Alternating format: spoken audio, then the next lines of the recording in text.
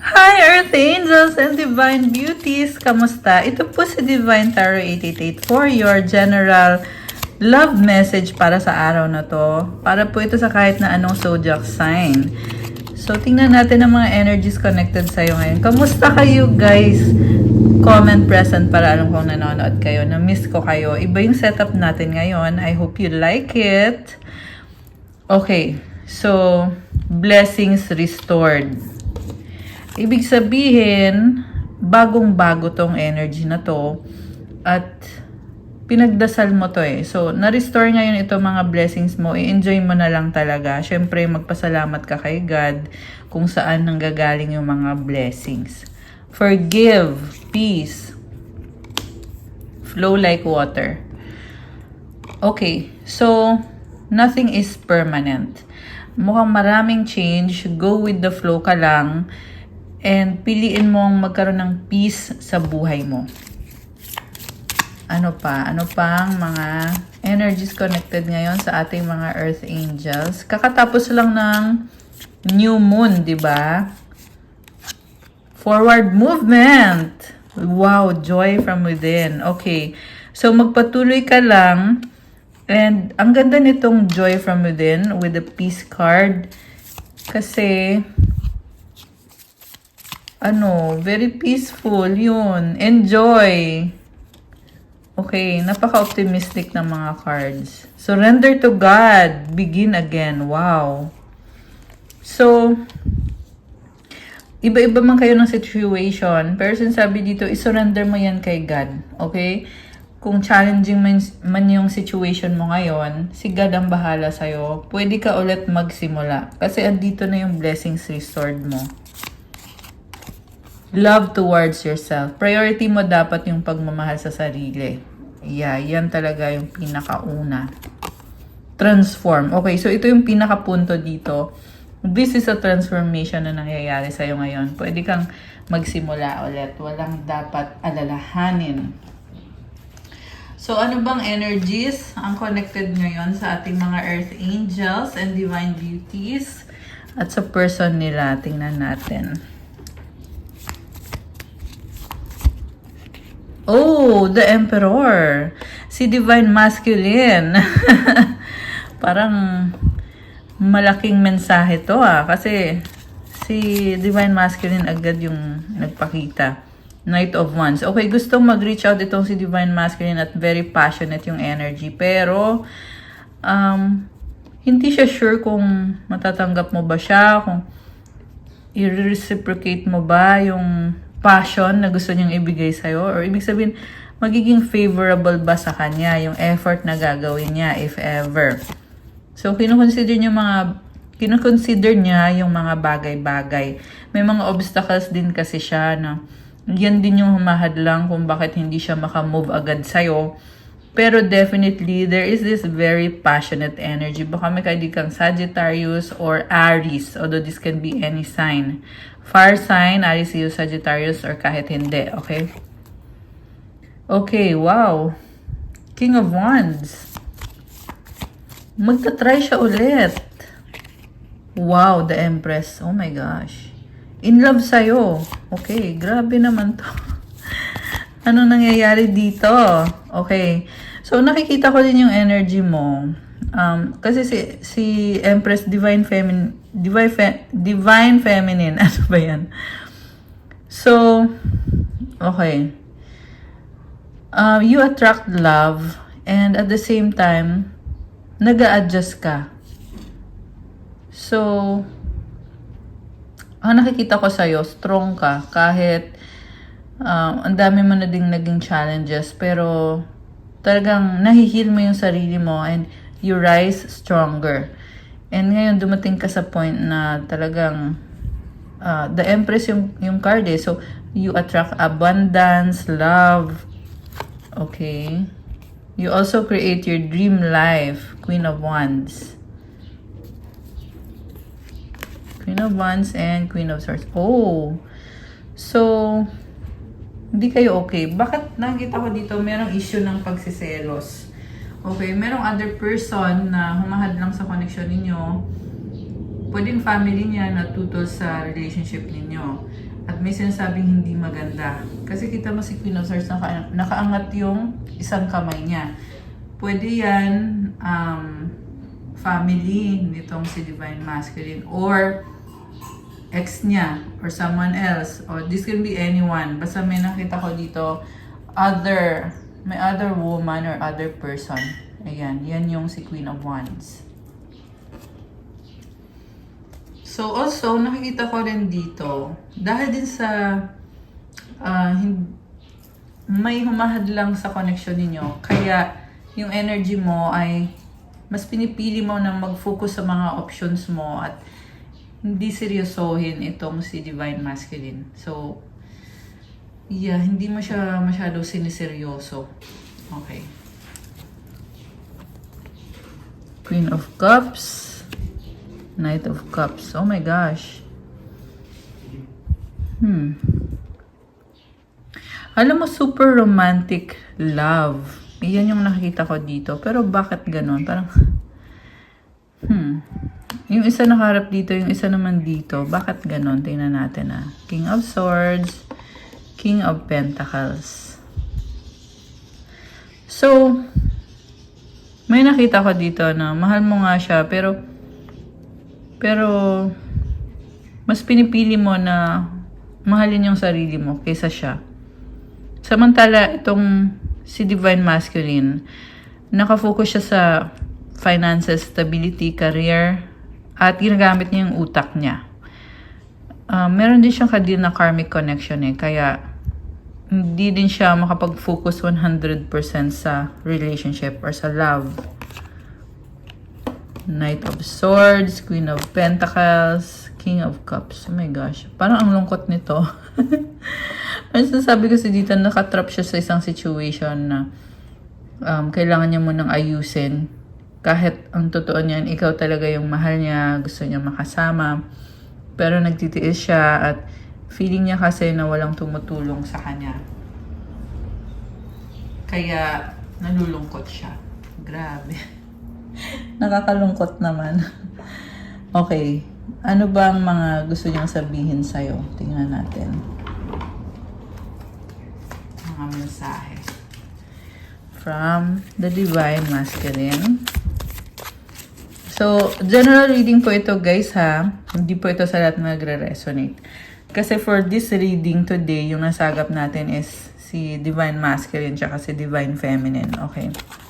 Babe. Muling ibalik second chance. OMG. So, hindi pa to nakaka-move on sa'yo. Faith, hope, and inspiration. Ibig sabihin, nagkaroon na ng ending kasi gusto niya ng second chance di ba?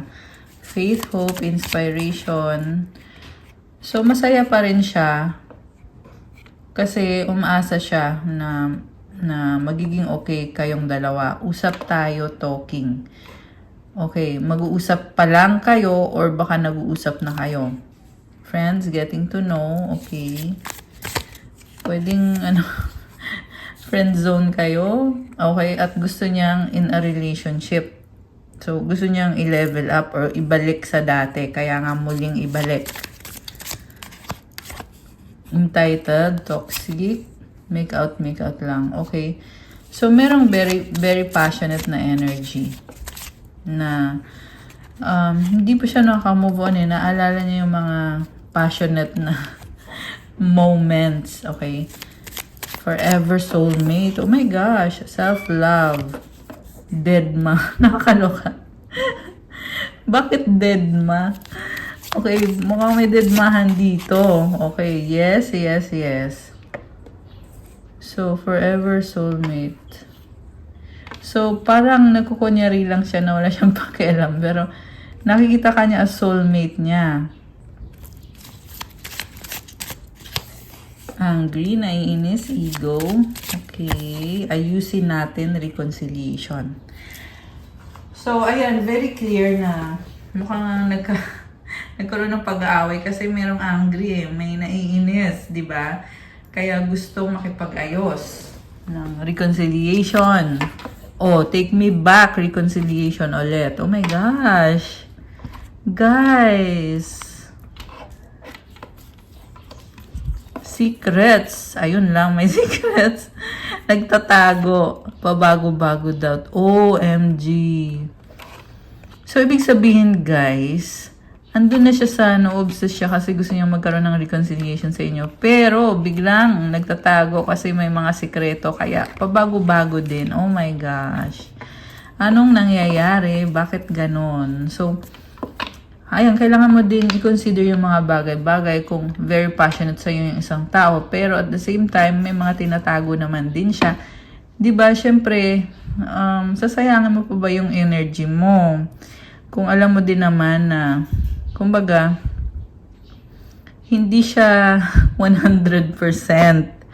Okay, meron pa rin talagang tinatago. Hindi siya 100% loyal or faithful. Or hindi siya 100% sure. Kasi pabago-bago eh. So, very unstable. Grabe. Ouch, masakit. Oh, will you marry me? Engagement. Okay, bakit ganon? Nanghihinayang too late. Misunderstanding, nagtatampo. Ayan. So, nanghihinayang siya. Nasasaktan siya. Pero pabago-bago, doubt. Paulit-ulit sa isip. Okay. Grabe naman to. Parang ang intense nitong person na ka-deal mo. Okay. So, tingnan natin from the tarot. Alisin ko muna to, guys. Kasi kuha tayo ng more messages. Okay. So, okay. What's coming towards you sa relationship mo or sa connection mo? Tingnan natin. Comment kayo, guys, kung ano yung situation na tinatanong ninyo kasi the more na nagko-comment kayo, the more din na nasasagap natin sa readings yung mga kwento ng buhay ninyo. Okay.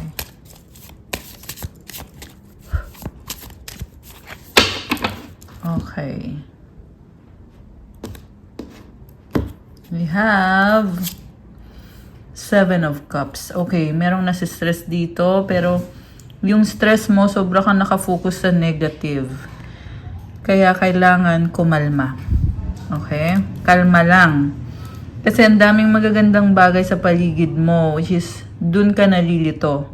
Mag-focus ka dun sa mga blessings mo at wag dun sa problem. Okay? Dapat appreciate lahat ng mga magagandang blessings. What crosses you is the Judgment card. Okay? Takot ka sa sasabihin ng ibang tao. Bakit? Ace of Rods sa bottom of the deck. Ito yung overall energy. Okay? I see attraction dito sa connection ninyo. So, baka itong taong ka-deal mo ay... Sino yung maraming options? Siya or ikaw? Definitely may attraction, pero someone is looking at their options. 2 of Rods, pabago-bago. 9 of Rods. Okay, so, I see someone na palaban siya, pero at the same time, natatakot din siyang mag-move. Okay, near future, the Hierophant. Alam mo, eventually, magiging serious din tong taong to sa relationship nyo. 3 of Cups. May mga other person talaga eh. Merong third party energy. So, anong nangyayari? Nakakalito naman to. Supportive energy is the 10 of Swords. Someone was stabbed in the back. Okay. So, alam mo yung person na to, masyado kasi siyang nakafocus sa sasabihin ng ibang tao. And, napapabayaan na niya yung sarili niya dahil sa anxiety at sa stress. Pero, at the same time, nakikita ko, malalampasan naman to kasi andito si Hierophant eh. 7 of Swords. Feeling niya niloko mo siya. Pwedeng baliktad. Okay? So, itong person na to, so kung ikaw man yung niloko, ang nakikita ko, ang dami nga niyang tinatago sa'yo. Pero hindi naman ibig sabihin yan ay, I hate to deliver this news. Pero, ayun na nga, I was saying na, hindi naman ibig sabihin na porket marami siyang tinatago sa'yo, ay wala siyang nararamdaman. Siyempre meron. Pero, wala lang siyang choice talaga. Kinailangan kanyang talikuran dahil sa obligasyon niya sa iba. So, karmic yung kadil niya eh. So, may kailangan siyang gampanan na role. O, yun na nga, obligasyon kasi. Pwede yan, provider siya, may pamilya na siya. Kasi, Hierophant, this is someone spiritual eh. At gusto niya talaga na itama yung buhay niya. And, yeah, may ibang tao eh. May ibang tao sa eksena. So, you were stabbed in the back. Pagod ka na, oo. Siya naman dito, wala lang siyang choice talaga. Kaya, meron din siyang energy na pabago-bago siya. Ikaw ba or yung other person? So, pabalik-balik din. Yan yung nakikita ko dito. Ayan, sabi ko nga eh, I hate to be the bearer of this news, pero yan kasi yung nasagap natin dito ngayon. At hindi naman po sa lahat magre-resonate ito. Pero, if ever na sa'yo nagre-resonate ito, comment nyo dyan, okay? 9 of Pentacles, 4 of Rods, 5 of Rods, 5 of Swords. So, okay. So, mag-isa ka dito, ino-enjoy mo yung life mo na mag-isa, pero may conflict talaga and feeling mo talo ka. So, parang ang awkward. And, malungkot ka pa rin dito. Parang ang bigat sa pakiramdam. Yan yung nakikita ko for you. Page of Swords. Marami ka din katanungan. Okay, the Hermit. Focus ka lang talaga sa sarili mo. King of Swords, 5 of Pentacles. Okay. Grabe. Parang kailangan mo talagang ikalma yung sarili mo. Meron kasi ako nasisense dito na energy na mabigat. Okay? The Hermit. So, sasabi dito, ang hirap mag-isa. Pero sa totoo lang, okay ka naman eh. Kung tutuusin. Okay ka naman. Hindi na maalas talaga yung feeling na parang you have to surrender the situation kasi hindi mo makontrol yung mga bagay-bagay. Okay, we have a new beginning. Wow. It's like you're taking matters into your own hands. Kasi may mga opportunity ka rin at hindi ka naman pwedeng maghintay forever para sa isang tao na malihim masyado. Or baka nga sinungaling yung taong yan. The Moon and the Sun. So, balance lang. Kaso lang mas lamang dito yung emosyon mo. Na-overwhelm ka. Okay. Pero matapang ka eh. Pinipili mo sarili mo ngayon with the 8 of Cups and the 8 of Rods. Ito yung pagtalikod mo. 9 of Cups. Natututo kang makontento sa buhay. Mag-isa. The Fool. 2 of Swords. Strength. Page of Rods. Okay. So, mag-isa ka na lang.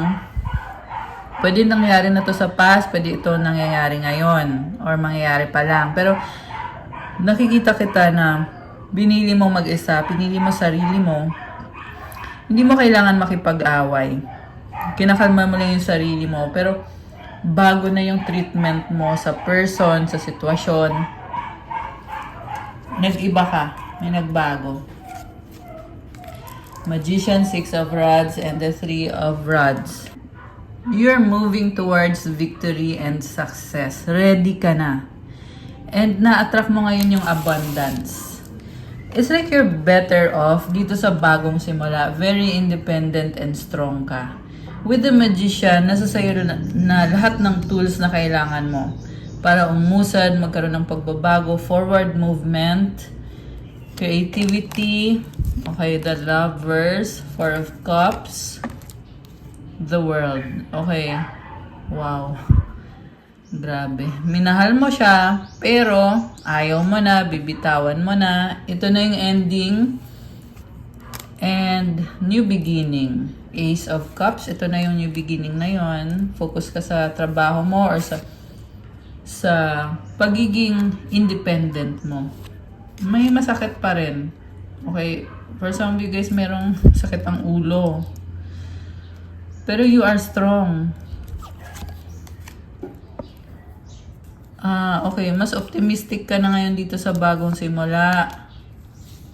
Okay, Temperance, the Six of Cups, King of Pentacles, the Empress, Two of Cups. Alam mo, kung kailan ka naman nakafocus ngayon sa sarili mo, itong person na to ay gusto niyang mag-compromise with you. Kasi sobra kang special sa kanya, namimiss nga niya yung company mo, yung energy mo. Tingnan mo to, oh. Ayan, very romantic and sweet. So, sobra siyang nagki-care sa'yo. This is energy ng water sign, Cancer, Pisces, Scorpio, earth sign, Capricorn, Taurus, Virgo. Although this can be any sign. So, merong Taurus, Libra, water sign ulit, Cancer, Pisces, Scorpio. So, busy. And this is someone na could be controlling you, pero coming from a place na may maturity eh, kasi dito si the Empress. Sa dulo, sabi naman dito, mahal ka niya, tanggap ka niya. Ayan o, the Empress with the Two of Cups. Ito. Okay. Yung nga lang na-overwhelm ka kasi. So, kaya it's like you're better off alone. Ayan, Queen of Swords. Page of Pentacles, Four of Pentacles. Bulol. Seven of Rods. Pagod ka. Something is draining you. Tingnan natin na anong nagde-drain sa'yo. Nakakaloka. Three of Swords. Ayan, may nagde-drain sa energy mo. Bahay. Ten of Pentacles, the Chariot. King of Rods, okay. May masculine energy. Okay. Six of Pentacles. So, financial yung nakikita ko sa totoo lang. Kung anong nagde-drain sa'yo. I feel like kailangan mo munang i-establish yung sarili mo, lalo na yung finances mo. Dun ka nade-drain. Four of Swords and the Three of Pentacles. Kaya hindi ka makakilos. Eight of Swords. Seven of Pentacles. Five of Cups. Ace of Swords. Wheel of Fortune and the Ten of Rods. Okay. Alam mo, kailangan mong isurrender lahat ng to kay God. Kasi burdened ka sa ngayon. Okay? Ayan. Again guys, hindi to sa lahat magre-resonate ha. Pero yan yung nakikita ko dito. Pero hindi naman yung ibig sabihin nun ay hindi ka okay, 'di ba? Pinapakita lang natin yung mga energies na kailangan mong ayusin. And naka-focus ka sa mga investment mo at may panghihinayang. Sabi dito, gagawa ka ng paraan, ilalaban mo, aayusin mo to. Nakikita ko yung lakas ng loob mo to have expansion and growth. The Devil, the High Priestess, the Queen of Pentacles. Okay, may galit. Okay, yun lang yung, yung hindi okay dito. I would suggest na huwag mag-hold on sa galit. Diba? Kasi talo ka dyan talaga. Okay? O kung hindi man to, kung hindi ka man nag-hold on sa galit, pwede kasi tong feeling mo ay stuck ka sa isang sitwasyon at okay, the Tower. You have to step out of your comfort zone. Okay. The Star. Okay. You're on the way to healing naman. Knight of Rods, Knight of Pentacles, Queen of Rods. Again, ito yung sinasabi ko na the more na nagtatry ka, the more ka din na nagkakaroon ng healing, confidence sa sarili mo, charm, with the Queen of Rods. At ito, Death card. Okay? It's an ending para sa'yo. Ending ng isang cycle na kailangan magbago. Knight of Cups, King of Cups, Two of Pentacles. So, it's a cycle na nagtatapos. Hindi naman ibig sabihin ito ay forever na yan. Hindi naman. Okay? Death symbolizes an ending ng isang sitwasyon para makapasok yung pagbabago. Yun lang ang kahulugan nun. Pero there are things na kailangan mong alisin sa sistema mo. Okay? Kailangan mong i-purify sa sarili mo. And, yeah, meron ka mang kadil dito na nahihirapan ka. Pero, ang advice ko lang is do not hold on sa mga intense na emosyon. Diba? Kasi talo kayo pag ginawa mo yon. Stay grounded. Ayan, ang ganda. Ang gandang advice. Dive deep. Okay. So, palaban ka sa totoo lang. Healing process. Ayan, process nga yan. Clear your emotions. Ayan, release resentment. Ito yon. Ito yung lahat ng dapat mong marinig. Wala na ata. Okay, ito. Believe. Wow, ang ganda naman ang last na message. Okay, sinabi na lahat eh. Sige, ulitin ko na lang para sa inyo. Stay grounded, dive deep. Talagang mag-focus ka talaga sa pagiging grounded mo. Prioritize, alamin mo kung ano bang mahalaga para sa'yo. Nasa healing process ka kasi. So, alisin mo lahat ng mabibigat. I-release. Release resentment, clear your emotions, at maniwala ka, believe. Itong huling card yung pinakamahalaga. Kasi if you believe, it will happen. Nakakatuwa, nakaka-inspire. So, ito yung maganda sa reading natin, guys. Kasi, kung sino man itong nasagap natin today, nililid ka talaga at ginaguide ka. Na, kumbaga, you are doing so well. And, process lang kasi to. Okay, ito. Healing process. Okay. Grabe, no? What's coming towards you? Tingnan natin. Anong paparating sa ating mga Earth Angels and Divine Beauties? Nga pala, palike po ng video natin kung nanonood pa rin kayo hanggang ngayon. Thank you so much. And okay. So, ito, what's coming towards you, give it time. Everything in divine timing. Let things flow. Grabe, oh. So, hindi mo minamadali para tong halaman na nag-grow over time. So, ayan. Nakakatawa. This is about patience. Narcissist, someone is too full of themselves. Okay. Sexuality, someone is still figuring themselves out. Okay. Yung gadil mong person is puro sarili lang niya yung iniisip niya. Yes. Luck is on your side. Move on. Wow. So,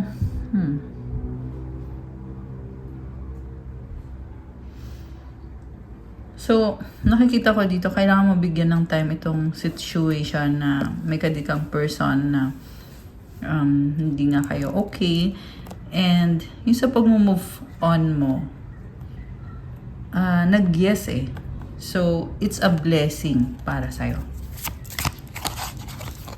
Divorce, experiencing a breakup, open your heart, open up your heart. It will help you attract more love. Distance, you and your partner may be physically or emotionally distant.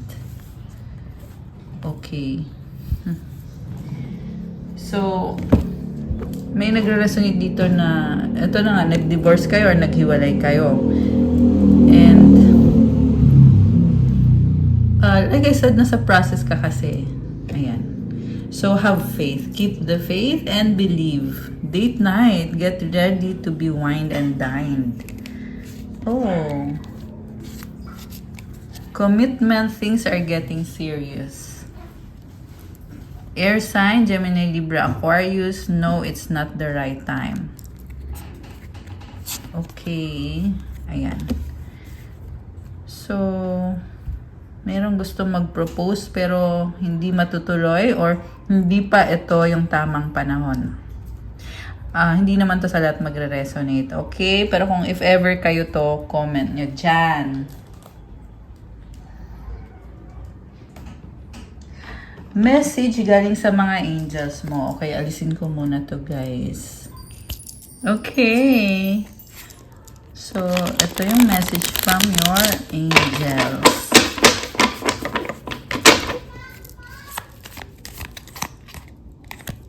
One for 4K, you are a chosen one. May purpose ka dito sa earth. Past life and angelic presence. Oh, my congratulations. Be still and know that I am God. Wow. Psalm 46:10. So, ibig sabihin, kung challenging man yung nangyayari sa'yo ngayon, sinasabi sa'yo na huwag kang magbago, be still. Kasi si God yan, kahit ano pwede niyang ibigay sa'yo. Si God ang creator natin, di ba? Kaya ka nga niyang i-create eh. So, kaya din niyang ibigay sa'yo kung ano yung makakatulong sa'yo. And hindi ito basta-bastang tulong lang. This is something big. Hindi ko kayo pinapaasa, guys. Pero it's God's promise na kapag ikaw ay may pananalig sa Kanya, may faith ka sa Kanya, siya ang bahala sa'yo. Kumalma ka lang. Okay? Or baka yun ang talagang kailangan mong gawin ngayon, which is kumalma. Kasi yun din yung gamot mo or yun yung magbibigay ng healing sa'yo. Pag ikaw ay kalmado, saka makakapasok yung blessing ni God para sa'yo. Help others. Okay? Pag tumutulong ka sa kapwa, lalo kang nabibless kasi bumabalik yon as blessing. Healing energy. Wow! 777. Ayan. This is a very lucky number. Oh! Goddess energy. Okay. Comment, I am a goddess. To claim this beautiful energy. Okay. Ano pa? Trust God. Okay, so ito guys. Hindi mo man maunawaan ang mga bagay-bagay, pero ang kailangan mo talagang gawin is magtiwala kay God. Magpatuloy ka lang, syempre. Hindi mo naman pwedeng ihinto yung buhay mo porket may mga challenges na nangyayari, di ba? Ang mahalaga, along the way, andun yung faith mo kay God. Okay, 3-0. This is a new beginning. I'm hearing emptiness, okay? If there is emptiness, it's an opportunity for you to allow the blessing to come in or to start something new, okay? Pag may ending, may bagong simula. Oh, wow! Oh my gosh! Money, money, money. Claim it, guys. Comment, claim money, money, money. Angels. So, ayan, the angels are with you. Proverbs 16:3, commit your works to the Lord and your plans will be established. Wait lang, may isang card na gustong lumabas. Okay, so this is about your work. Kausapin mo si God, mag-pray ka, i-commit mo lahat ng pinaplano mo at tutulungan ka niya. Siya mismo mag-i-establish ng plans mo. So, kailangan mo lang talagang i-pray. Ganun lang kadali yung gagawin mo. Siyempre, kailangan sumunod ka rin kay God kung ano yung gusto ni God na gawin mo. Kailangan mo yung gawin. Nature lover. Meron pa ba? Repentance. Okay. So, you have to repent sa mga kasalanan mo. I-pray nyo yung Apostles' Creed. Okay? Or pray the blood of Jesus prayer. Ask the blood of Jesus to wash away all of your sins. So, yun yung kailangan mong gawin. Kasi, pag nag-repent ka, syempre, hindi mo na uulitin kung ano man yung kasalanan na yon na hinihingi mo ng tawad. saka makakapasok itong money, money, money. Ayan. And it's a promise from God. John 6:35, Jesus declared, I am the bread of life. Whoever comes to me will never go hungry, and whoever believes in me will never go thirsty. Claim. So, i-claim nyo to. I believe in God. I believe in Jesus Christ of Nazareth. I believe in the Holy Spirit. And you are powerful. I love it. May goddess energy. Tapos ngayon, powerful. Okay. Dito yan. Meron pa ba mensahe na dapat marinig ng ating mga lovely viewers? Solar plexus chakra, wish granted. Wow naman! Ayan, may wish granted ka. Success! Comment, claim success. Ayan, may success, guys. Spiritual awakening. Okay, so, kailangan mong malampasan itong spiritual awakening na to. Kasi connected to sa wish granted mo. 666, again, connected to sa repentance na kailangan mong gawin sa pagbabago. Positivity, ayan, may positivity na. Manifestor, okay, I love that. Oh, wow, empowerment and manifestor. Okay. Peace that transcends all understanding. This is the Holy Spirit na andyan sa'yo. Nagbibigay ng wisdom, tumutulong sa mga desisyon na gagawin mo at sa mga actions na gagawin mo. Okay, anong advice? Tingnan natin. Advice sa ating mga lovely viewers, mga Earth Angels. Okay, dalawang advice. At mensahe from the universe. At mensahe ulit from your angels. Kasi gusto natin kompleto. Kompleto yung message na ibibigay natin sa'yo.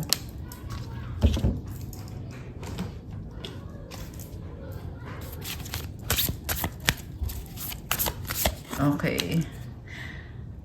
Okay. Kuha tayo ng sagot sa wish. Okay, isipin mo yung wish mo ngayon. Isipin mo, go. So, make a wish.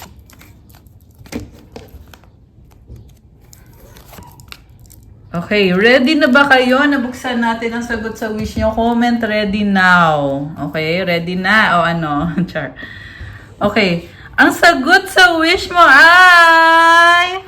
Tada! Reconsider. At kung kailan mangyayari ang wish mo, a year from now.